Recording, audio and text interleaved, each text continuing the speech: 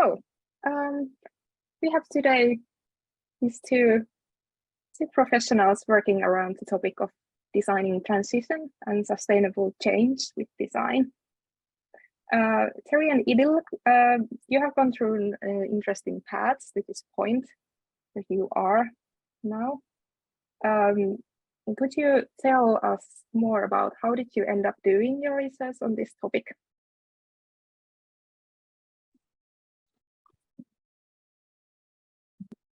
Irwin, do you want to go first?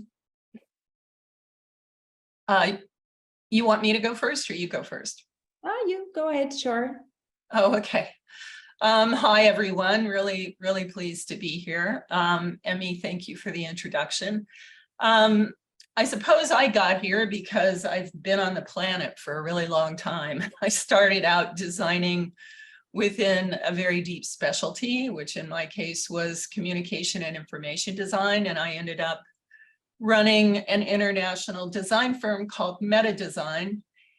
And through the years, I found that we were able to work on bigger projects and solve more meaningful problems when we were working in interdisciplinary teams. And then sometimes we were working across disciplines. And one of the things that I learned that felt very meaningful to me was that the more diverse the team, the bigger and the more important the problem we could solve. But at the same time, when I hit midlife, I also began to see the connections between what I was designing and some of the larger, what we call wicked problems in the world. And I decided to stop what I was doing for a while to go back and study something outside design in the hopes that it would help me design in a more responsible and meaningful way for me. And that led to me going back to school at a Center for Ecological Studies called Schumacher College, and I studied holistic science. And for me, that was an eye-opener. And it really showed me the power of what a designer could do when they were in radical collaboration with people from other disciplines. And shortly after that, I was hired to run the School of Design at Carnegie Mellon University, which I did for 10 years. And I led a process to integrate design on behalf of society and the environment into the heart of our curricula.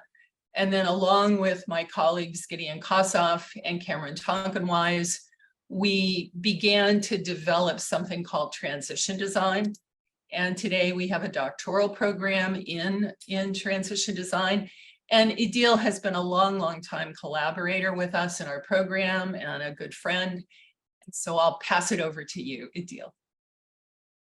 Thank you so much, Terry, and also from me, Emmy and Ornamo, for inviting me to this event celebrating World Industrial Design Day. So my story, I think, starts at a very early age.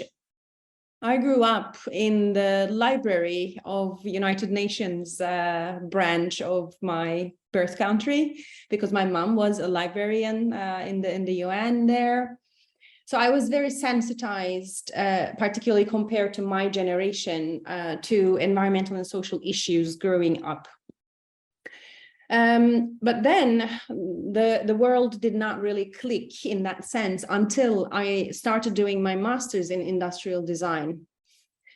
So my bachelor is in engineering, and I really wanted to move from engineering to industrial design because I wanted to work with humans in a human-centric way and not, in a machine and technology-centric way. So I started my master's in industrial design, and there I discovered sustainability.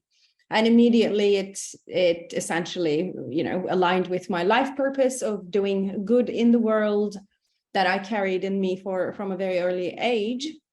And I turned that into, a passion for an academic career. But when I finished my master's, which was exactly 20 years ago, I had the conviction that I would never, ever design a product, because every single product had an environmental and social impact. So being at the extremes. And in retrospect, of course, my mind is very, very different now than it was then. But with that kind of conviction, I decided that I'm going to do a doctoral. I'm going to pursue a doctoral position. But I did not want to do my PhD in a design school because I really wanted to learn about sustainability. And at the time, there were not many design schools actually talking about these issues. Anyway, this is the time when we were owing at Philip Stark's non-functional, citrus juicer. So this is the time when I got into sustainable design. So I went all the way to New Zealand and did my PhD in sustainability science, which opened up a whole kind of amazing world of complex adaptive systems, systemic change, also Goethean science and holistic science as very, very interesting kind of threads, which I couldn't, follow deeply. But in that doctoral program, I have learned about these kind of grand theories of systemic societal change and wanted to bring it back to the day-to-day activities of design and innovation teams. And then I finished that, and then I moved to Australia and worked on an urban transitions to post-carbon futures project for a few years. Then I moved to Finland 7 years ago to take up my current professorship and now leading Nodus Sustainable Design Research Group. But essentially my expertise is understanding long-term structural societal change and through the perspective of design and understanding the roles design can play and agencies design can play in those large systemic long-term changes. Thank you. Really interesting and long path that you both have come to this point. Then how do you see, what is the future like designers around the world should be striving towards? And what is the role of designers in this transition? Or if there is a transition at all?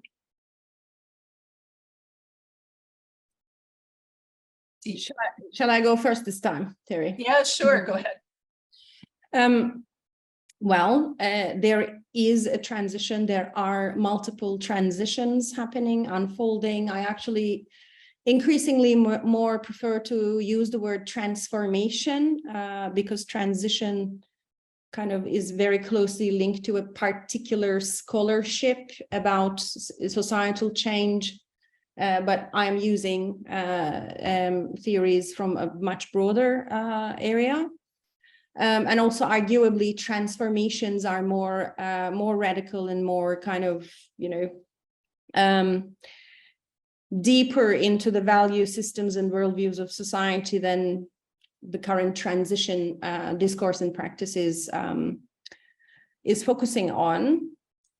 Well, interestingly enough, at the end of my Australian project, which was about transitioning to post-carbon futures in Australian cities, and we had multiple commissioned designers who were working with us. I also used that project as a case study to understand the roles that designers played in the project. And my findings were so that designers play roles across the three different activities that are seen as necessary in transitions. These are tactical, strategic, and operational activities. And then the other interesting finding was that while kind of more conventional, traditional designerly skills and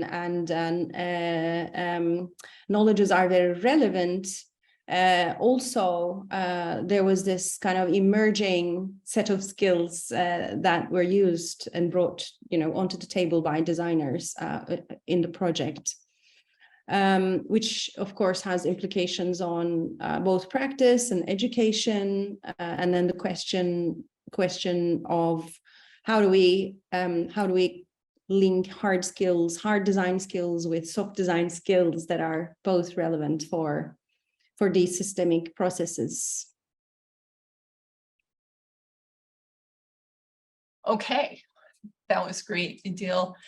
Let me speak to a different facet, I guess. I think the question of what is the role that designers can play in transitioning toward futures that are more sustainable, equitable, and hopefully desirable is a question that I think every discipline has to take up, no matter what your field or discipline. I think the challenges that we face in the 21st century are such that we're all going to have to ask the question as to how our core expertise, whatever we have attained mastery in, how can that be leveraged to solve some of the big problems that we're facing in the 21st century?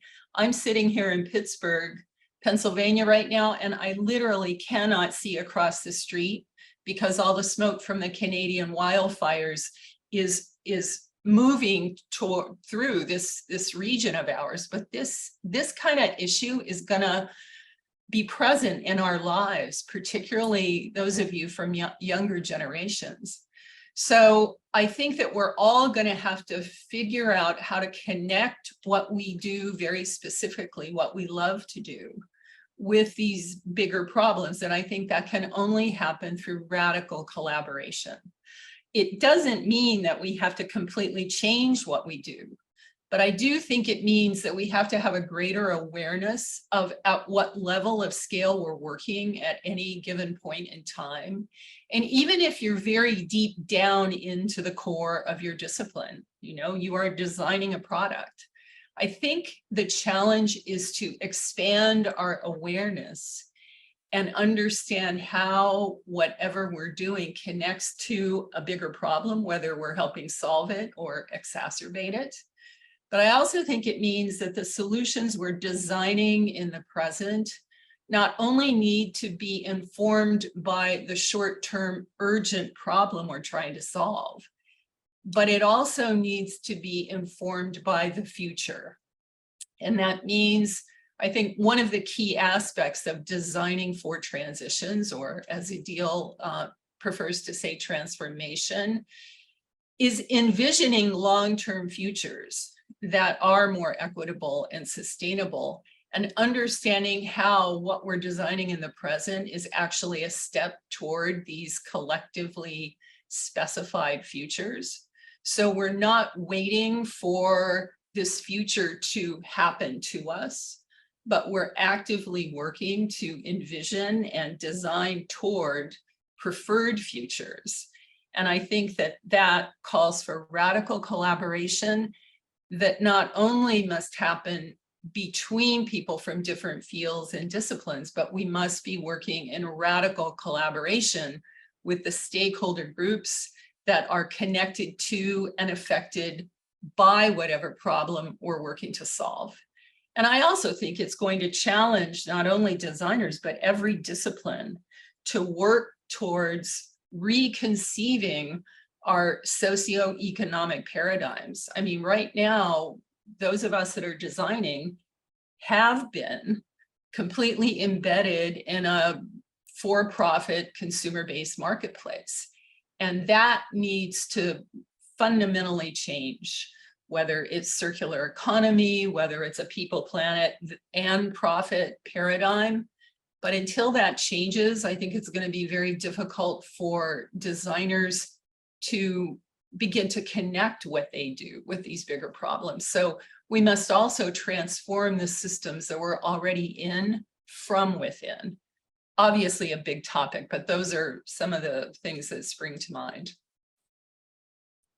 We're also happy to take questions in the chat. Idil, did you want to respond? No, thank you for that amazing articulation, Terry. Essentially, maybe I can add by referring specifically to, because Terry talked about generating desirable images of desirable futures to work towards, to create kind of anchors for us in our day-to-day work, whatever our particular specialty and particular small project is. I'm also, I think, very interested in challenging ourselves about these images of futures, because we're now in a very historically significant time that we have a very tiny window of opportunity to address certain urgent challenges, to keep on having a relatively smooth ride towards transformations.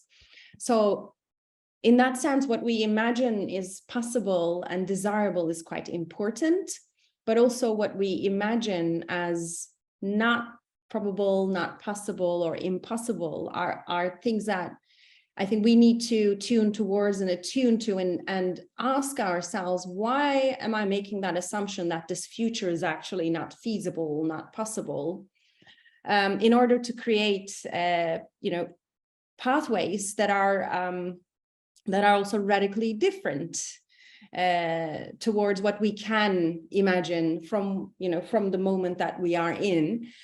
And designers also, I would like to broaden this even to, to creative practitioners and creative practice, have quite significant, unique capabilities to put on the table in relation to these both, imagining, visioning desirable futures, and also kind of questioning what we collectively assume is not possible or not feasible. I just wanted to maybe add that, and I find that work to be quite important as well, and designers have roles to play in that too. Yeah, I think those are great points, Idil. Maybe I'll raise a couple of more. I mean, one of the things we've been thinking a lot about is flipping the paradigm. I mean, for those of us that have been designing for a while, and I've been designing for a really long while now, the dynamic is usually that you are given a problem to solve or a commission, and you work to create an approach to solve it. And you are in the posture a fair amount of time as the bringer of the solution, right? And you are working as an expert, applying your mastery to a particular problem. I think when it comes to these large, wicked problems, something like climate change, or as we are facing in this country, extreme social and political polarization, those problems can't be solved by a single solution, a single group of people, or a single discipline or field. So we come back to this idea of radical collaboration. But I think there's another component. The real wisdom for how to solve that problem, or the deep experience of the problem, lies within the system itself, with the stakeholder groups affected by and connected to the problem, and the power relations among them are always very, very uneven. So what happens if the role of outside experts like us shifts to be conveners of conversations that aim to leverage the wisdom already within that system to begin to tease out the knowledge required to craft a solution? So we're in a radical co-design process with the people in the system to determine what the solutions are that need to be implemented in entire ecologies of solutions. Now, let me be clear. I don't think that means that we're not going to be designing tangible things like we always have. Of course we will, because within those ecologies of solutions, we believe that artifacts, scripted behaviors, and all kinds of communications are still going to have to be created. But they are going to be created within a much larger problem context than we had before. and the ideas or the objectives will have been specified, we think, within that much larger context. I'm still designing communications and information every single day at that level, the way I always have, hopefully with a greater level of mastery. But the context within which they're conceived and the collaborations that led to the actual tangible crafting of the solution has expanded to be much larger. And for me, that's incredibly exciting. I actually think it's an amazing time to be a designer. I really wish I were 30 years younger, just so I could begin to work in this much more meaningful way, still continuing to add to my mastery and apply my mastery, but towards something that is deeply, deeply meaningful, I think. I think the chat is open if anybody wants to poke at us or ask a question. So Cindy has said, where do you see the most exciting job opportunities for young designers and design students today? Idil, do you have some thoughts on that? A little. Well, so I mean, I can talk on maybe in the context of my environment. We have this amazing interdisciplinary inter-school master's program called Creative Sustainability. And we see our graduates finding jobs in all sorts of sectors, from municipalities designing policies, as well as designing services for community, municipality services for community, to establishing their consultancies, to find projects to work in relation to these transitions and transformations, who are actually creating their own market as they go, because no such market exists as such, as well as we do have very kind of focused on more traditional product design, but designing towards new paradigms, for example, using very, very experimental biomaterials. So I think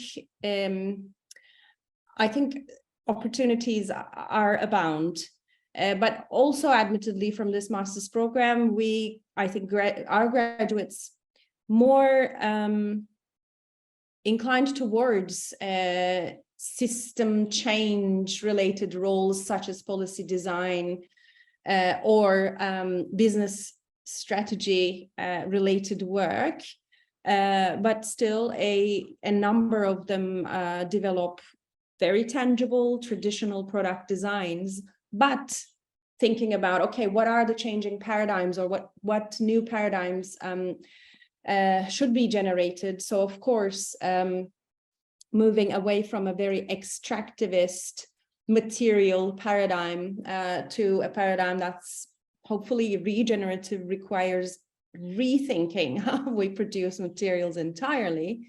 So there are students who, get inspired by that as well. But there's always that connection between the micro level, short term, this is what I am designing, and then what is happening in the world and where there is a need for my contribution. That kind of thinking we do teach through the program, and it's reflected in the opportunities that our graduates are compelled towards.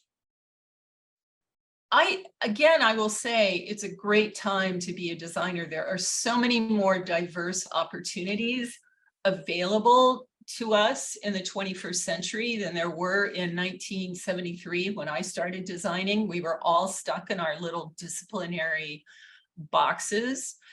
And especially if you're in Europe, I mean, my goodness, it is so much better there than it is here for all kinds of reasons.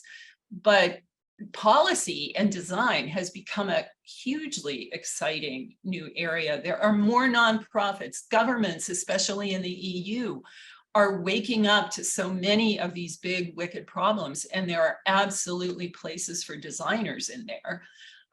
What I have to say to a lot of our designers, I mean, the hope for me, my big hope is this. we are seeing new generations of designers that really want to connect their values with their career. And that has not always been the case. I've been teaching since 1986.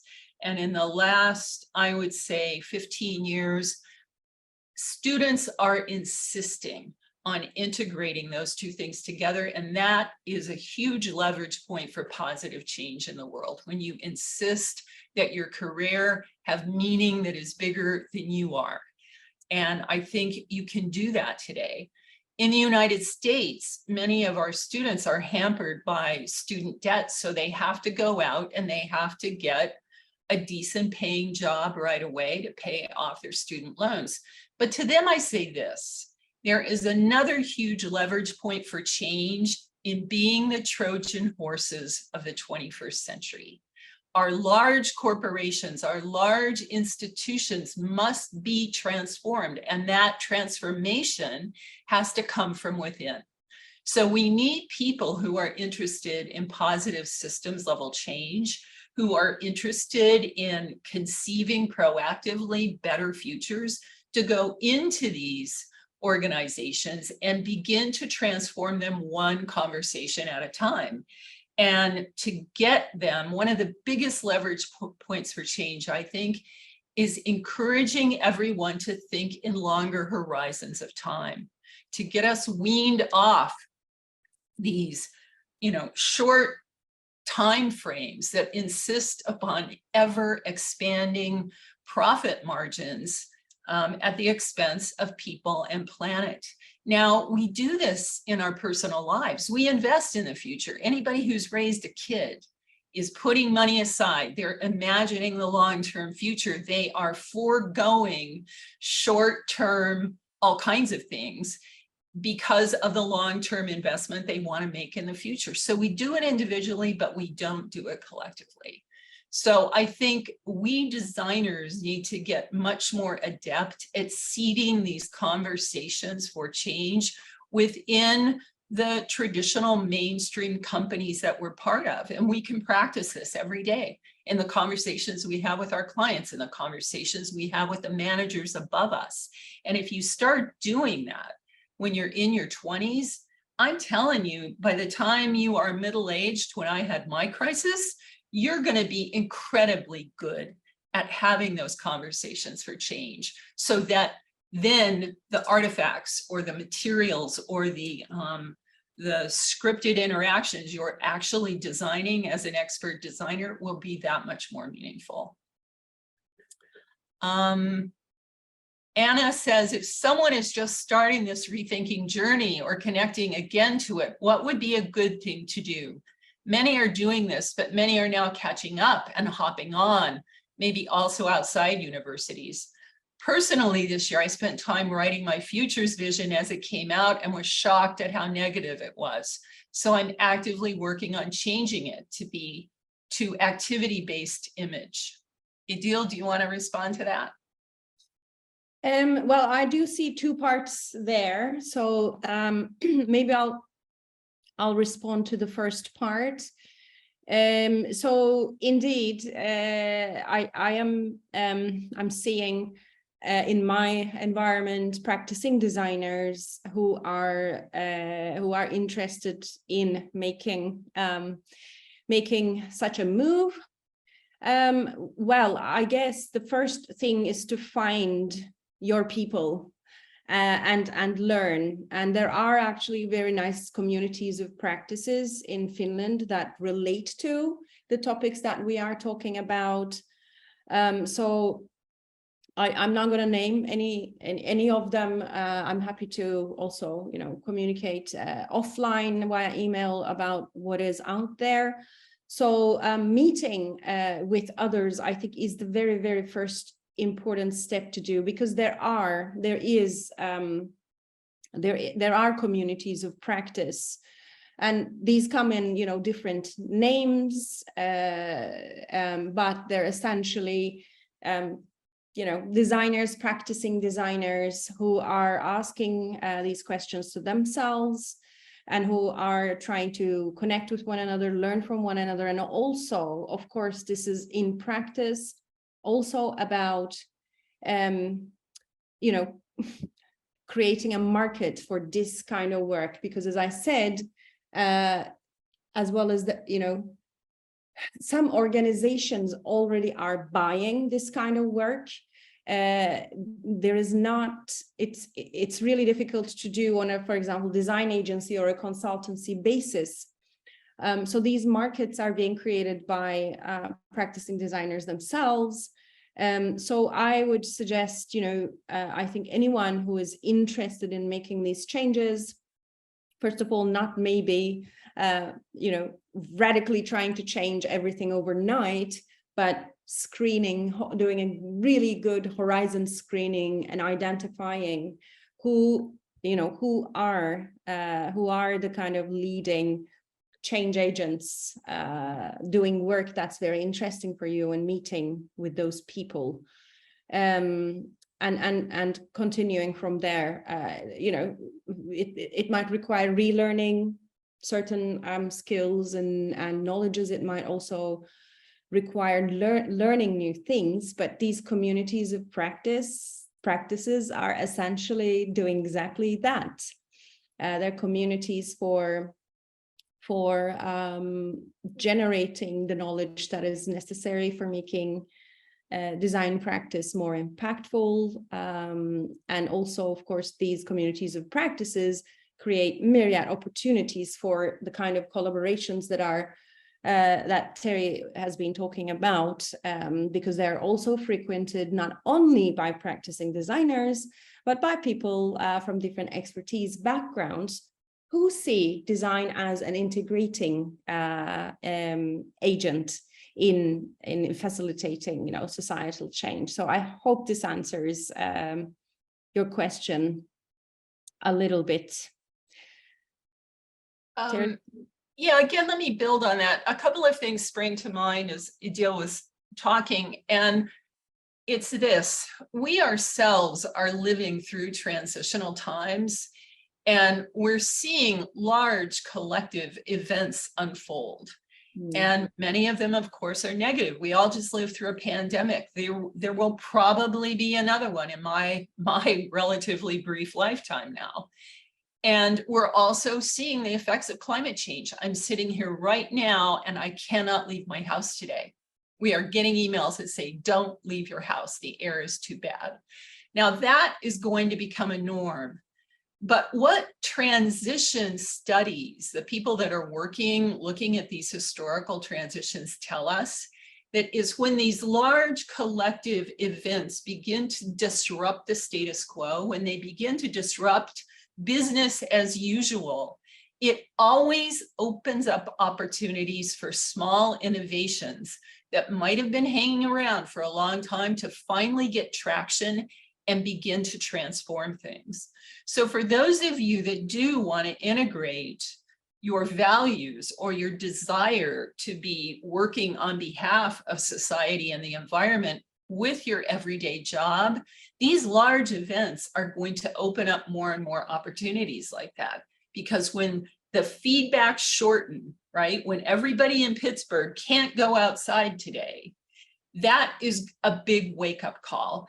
And what we have to learn to do, or what the transition studies argues, is we have to read these large systems dynamics and understand when there's an opening of opportunity to begin driving positive change, because people can't ignore it anymore. So I think for those of you in school and those of you who are in the early part of your career, along with these big challenges come very clear opportunities. And I would encourage you to really read the system and know when to get in there and drive the positive change. Thank you. Really interesting and various perspective for this topic. And thanks for all the questions we have had in the chat. I'm ending for the one question. You have discussed about that there has been some transition also. Design education has changed. So that's, for example, in Aalto and and there has been done a lot. But what do you think? What should be done? Still be done in the designers' practices, or develop in the design education to meet the future we want? Well, A lot. you're asking two questions. Am I correct? You're asking a question about education and what should change in design education, or what is happening at the moment in design education, and what should happen or what is happening in practice. Is that, am I understanding this correctly? That's a two-part question. What should be done? Well, I mean, I guess I prefer not to make prescriptions, but maybe I can talk a little bit about what is happening in alignment with, or kind of responding to these changes, societal changes. One example from education is we have started a new, well, it's not new anymore. It's been 4 years, and we're giving graduates. But in response to the societal change and the question of okay, how should we educate designers today? We started an entirely new BA in design program in Aalto University, and actually one of the schools we benchmarked was Carnegie Mellon. We met with Terry and her colleagues in person to get inspiration from, and that program is essentially giving a lot of agency to students to identify which problems they want to work on, and then teaching them knowledge and skills that are relevant to design work, and then allowing them to choose with which kind of design they're going to respond to that problem. So in that sense, it's not, for example, a product design or a communication design program. It's a design as broad program, very kind of issue driven, but the issues are chosen by students themselves. And then the pedagogy is to help the students to respond to the problem in a way that essentially appeals to them, both in terms of what kind of design practice they want to respond to the problem with. So it's quite a different pedagogy than the pedagogy that me and my generation and the generations before were educated in. Very discipline based, and also very not necessarily issue driven or problem driven, but with a mindset that catered for client driven. That was the context that we were teaching, I think, in design education, design schools. And then in practice, what I'm seeing is, well, increasingly more, some practicing designers who are working actually in very great design agencies getting really frustrated because they cannot really do what they want to do in that setting after kind of pushing and trying to maybe, to do internal change. Sometimes, of course, they're able to initiate some change, but then they get frustrated and they go on their entrepreneurial journey, and they, start companies for themselves and bring together practitioners who are like-minded, and then kind of try to push through and respond to the emerging demand for this kind of work. Yeah, thank you. Terry, do you have a short answer for what is the next step? Yeah, I would say in the short term, I would love to see more education about systems, the dynamics within complex systems, how they work, and then challenge students to apply those living systems principles to the way they are designing. I mean, at the undergraduate level, everybody still needs to study a mastery. You need to learn how to make something well, and that doesn't leave a lot of room for other things. But I think having a better grasp on systems would be really important. If we talk about the long-term future, I think radical change is needed. I think we need to get rid of the disciplinary silos and make it much easier for students and faculty to collaborate across disciplines, because that's where the juice is.